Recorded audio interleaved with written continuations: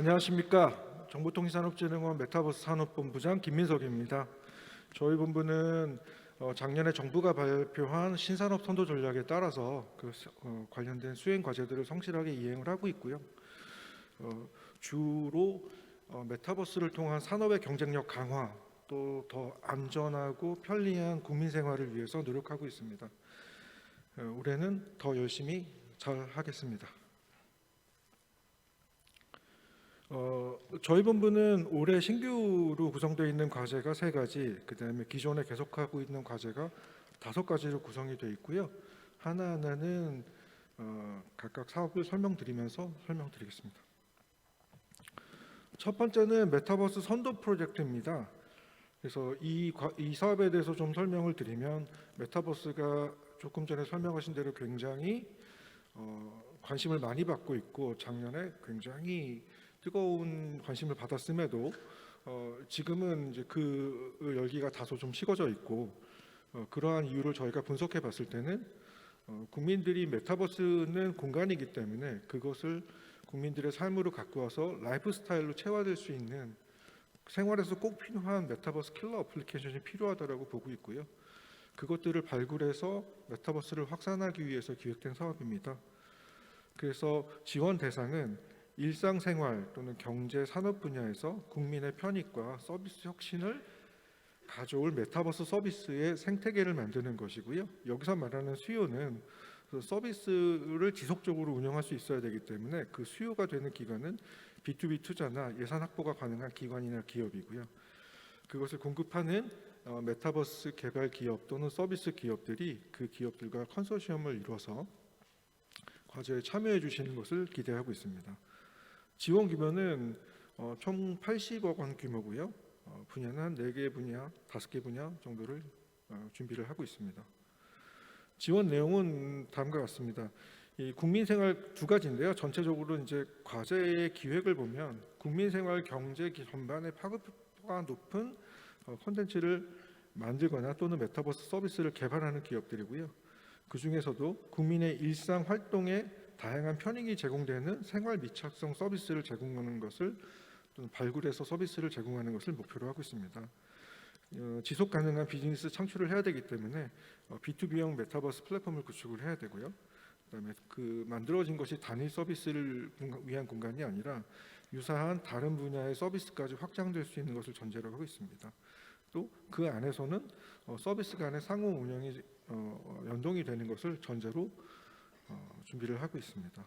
그리고 다른 메타버스 과제들하고 조금 크게 다른 점은 이 과제는 국산 XR 디바이스, 그러니까 국내에 최근에 국산 디바이스를 만들고 있는 기업이 있고, 또 올해 출시를 예정으로 두고 있는 기업들이 다수 있습니다. 그래서 국산 디바이스를 연동해서 그것을 지원하는 것을 반드시 제한 조건으로 포함시킬 예정입니다. 지원 절차는 2월 초에는 공고를 반드시 내서요. 그다음에 사업자 선정을 4월까지 마치고 최대한 연말까지 끝낼 준비를 하고 있습니다. 다음은 메타버스 기반 산업단지 고도화입니다. 그래서 저희가 이제 그간에 한 3년 정도의 그 XR부터 시작해서 지원했던 과제들을 봤을 때 산업 분야에 포커스를 해서 좀 설명을 드리면, 2021년도에는 2차 전지, 배터리 분야, 또 그다음에 중공업 분야, 이런 생산 시설 또는 생산자에 대한 훈련에 관련된 과제들이 기획이 됐었다면, 작년에는 자동차 생산 관리, 협업에 관련된 메타버스 서비스들을 개발을 해서 현재까지 성공적으로 과제를 수행하고 있습니다. 이런 것들을 봤을 때 이 메타버스가 조금 더 국가의 산업 경쟁력에 기여를 하기 위해서는 이것들이 산업단지 전반, 또 다른 산업 연관 산업에 파급돼야 된다고 생각을 하고 있기 때문에 이것을 산업단지를 대상으로 메타버스를 적용하는 과제를 기획을 하고 있습니다. 그래서 여기서 공급되는 공급 기업은 지방자치단체 출자 출연 기관이 되겠고요. 그다음에 수요 기업은 그 산업단지에 입주해 있는 기업이나 또는 운영 기관이 될 것 같습니다. 총 지원 규모는 50억 원입니다. 그래서 올해는 20억 원 곱하기 2개소의 산업단지를 선정해서 지원할 예정이고요. 3년간 계속 지원할 예정입니다. 지원 내용, 그러니까 개발하셔야 되는 내용은 크게 두 가지입니다. 그래서 메타버스를 산업단지에 적용하고 실증하는 것입니다. 근데 여기서 조건은 동일한 통신망으로 산업단지의 공장들의 부품 수급 또는 재고 관리, 생산 관리 등을 메타버스 협업을 통해서 효율화시키는 것이 있습니다. 그래서 재고 관리나 생산 관리는 기존에 저희 원에서 진행했거나 또는 산업에 적용했던 다른 사례들을 좀 참고해 보시면 도움이 될 것 같고요. 그다음에 동일 산담의 유사 산업 확대라고 하는 것은 그 제조 생산 라인이나 설비 라인이 돌아가는 것을 봤을 때 유사한 산업군이나 유사한 제조 라인들이 좀 있습니다. 그래서 그쪽으로 확산될 수 있는 것들을 고려를 하신다면 조금 더 저희가 원하는 제안을 하실 수가 있을 것으로 보입니다. 지원 절차는 2월 중에 공고를 시작해서 연말까지 마치도록 하겠습니다. 다음은 메타버스 노마드 지원 사업입니다. 이 사업의 취지는 그 워케이션이 대중화되고 있고 또 이거에 관련돼서 지역에서 적극적으로 워케이션 사업을 유치하는 것에 힘입어서 이 워케이션 업무를 할 때 메타버스 업무 솔루션을 보급하고 확산시켜보는 사업을 해보자라는 취지의 사업이고요. 이것은 연내에 지자체들과 연계해서 사업이 추진될 예정인데요.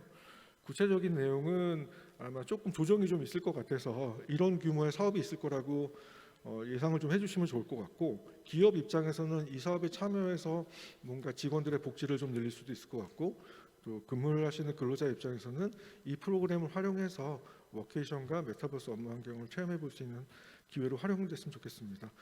자세한 내용은 저희가 추후에 다시 공고를 내도록 하겠습니다. 다음은 융합형 콘텐츠 개발 지원 사업입니다. 이 사업은 메타버스 서비스가 성장을 하려면 플랫폼도 굉장히 중요하고 서비스도 중요하지만 거기에 관련돼서 꼭 필요한 것들이 그 메타버스 경제를 이룰 수 있는 창작자들입니다. 그리고 그 창작자들과 더불어서 메타버스 서비스의 부가가치를 높여줄 수 있는 각각의 요소 기술들이 좀 있습니다. 메타버스 기술이라고 할 수는 없지만 메타버스 서비스나 플랫폼에 적용했을 때 굉장히 그 메타버스 서비스 자체의 부가가치를 높일 수 있는 것들, 이 두 가지를 대상으로 지원을 하는 내용이고요. 총 지원 규모는 67.5억 원 규모입니다. 그래서 뭐 과제의 지원 예산은 각각 15개 과제에서 2억 원 또는 2.5억 원으로 배정을 하고 있는데요. 그래서 지원 내용은 창작 프로젝트 같은 경우는 최근에는 이 메타버스 관련된 창작자분들이 기업화돼서 사업체를 차려서 기업 활동으로서 메타버스 창작을 영위하는 경우들도 많이 있기 때문에 메타버스 창작 프로젝트 같은 경우는 콘텐츠 창작 및 사업화 지원을 하는 비용을 지원하는 프로젝트입니다. 두 번째, 융합형 메타버스 서비스 관련된 거는 그 메타버스 환경에 접목해서 가능한 요소 기술들입니다. 이게 조금 구체적으로 좀 예를 들어서 설명을 드리는 게 좋을 것 같아서 말씀을 좀 드리면, SNS 기반의 메타버스 플랫폼 서비스라고 했을 때 이제 한국에 있는 사람과 예를 들면은 브라질에 있는 사람이 만나서 이야기할 때는 채팅을 해서 뭔가 그 번역 서비스를 받는 경우도 있겠지만, 만약에 음성을 자연어로 번역을 실시간으로 처리해 줄 수 있는 음성 처리와 번역 서비스를 동시에 할 수 있는 관련된 요소 기술이 있다고 하면 그것은 그 메타버스 서비스의 굉장한 부가가치를 높일 수가 있는 것들이기 때문에 기존에 있는 요소 기술들 중에 메타버스 서비스에 접목했을 때 부가가치가 높아진다라고 저희가 예를 들 수 있을 것 같고요. 또 공간 음향도 마찬가지인 것 같습니다. 이런 강연장이나 공연장이나 또는 전시관을 구성을 할 때 그 몰입감을 높이거나 또는 전달력을 높이기 위해서 공간 음향에 대한 요소 기술을 메타버스 서비스에 접목하는 목적이라고 하면 그 과제를 대상으로 지원을 할 예정입니다. 다음은 디지털 콘텐츠 글로벌 역량 강화입니다. 저희 본부는 좀 특이하게 그 메타버스와 디지털 콘텐츠만을 위한 해외 지원 프로그램을 가지고 있습니다. 저희가 이 프로그램들은 저희가 매년 개선을 좀 하고 보완을 하고 있는데 이 사업도 올해 좀 많이 보완을 한 상황입니다. 저희가 대상으로 하는 고객군은 크게 세 가지 고객군이 있습니다. 첫 번째는 해외 진출 전략 컨설팅을 하고 현지화 지원하는 건데요. 이것은 무엇이냐면 제품을 갖고 있고 국내에서 어느 정도 상품 매출을 서비스가 나고 있는데 아직 글로벌이나 수출 관련된 경험이 없다. 처음부터 뭘 해야 되는지 도움이 필요하다는 기업도 있을 겁니다. 스타트업을 얘기하는 건 아니고요. 단지 해외 진출 경험이 없어서 무엇부터 해야 되는지 알려줘야 되는 기업이 있을 때는 거기에 맞는 컨설팅 기업을 하고 있고요. 또 두 번째 경우는 글로벌 홍보 마케팅 지원 서비스입니다. 이거는 이제 메타버스 콘텐츠가 출시가 돼서 출시 예정인 기업들을 대상으로 하는데, 그 제품을 출시하실 때부터 그 타겟 시장을 갖고 준비를 하시는 경우들이 있습니다. 그러니까 무슨 뭐 MWC나 CES 같은 글로벌 마켓에 가시는 것도 좋지만, 나는 특정 국가, 특정 도시를 대상으로 이 제품을 기획했고 그것을 뭐 현지화하고 있어. 그러니 난 그 국가를 대상으로 뭔가 타겟팅한 글로벌 해외 진출 서비스를 받고 싶어라고 할 때 지원될 수 있는 프로그램입니다. 세 번째는 글로벌 마켓 참가 지원 서비스입니다. 보통 이제 조금 전에도 말씀드렸다시피 뭐 글로벌 뭐 CES나 MWC 같은 마켓들도 있지만, 또는 뭐 AR이면 AR, 또는 뭐 예를 들어서 뭐 NFT면 NFT, 이런 식으로 그 메타버스에 관련된 서비스를 기획하신 것 중에 굉장히 타겟이 되는 전시회나 마켓이나 글로벌 미팅 같은 것들이 있을 때 그 타겟에 관련돼서 마켓 참가를 지원해주는 그런 프로그램이 있습니다. 이 세 가지 프로그램을 준비를 하고 있고요. 관련돼서는 대부분 저희가 간접 지원을 하게 되는 경우도 있는데, 필요한 경우에 의해서는 직접 지원, 일부의 자금 지원을 하는 경우도 있을 것 같습니다. 총 지원 규모는 110억 원입니다. 2월 달에 공고 예정입니다. 다음은 메타버스 기업 성장 단계별 지원입니다. 이거는 저희가 스타트업을 대상으로 지원하는 사업이라고 봐주시면 될 것 같고요. 그래서 초기에 기업이 스타트업도 여러 단계가 있지 않습니까? 그래서 각각의 단계들을 넘어가서 성장할 수 있도록 지원해주는 사업들입니다. 그래서 그 목적으로 16억 원을 배정해서 사업을 진행할 예정이고요. 이것은 직접 지원 사업은 거의 일부 있지만, 대부분의 것들은 초기에 창업을 해서 뭔가 서비스를 개발하실 때 필요한 인프라나 어떤 하드웨어나 또는 클라우드 서비스들을 제공해서 원만하게 초기에 제품 서비스 개발을 마칠 수 있도록 지원하는 사업입니다. 두 번째는 스타트업이기 때문에 현지화나 성장을 지원하는 프로그램도 포함이 됩니다. 2월 달에 공고 예정입니다. 다음은 실강교육 강화 사업입니다.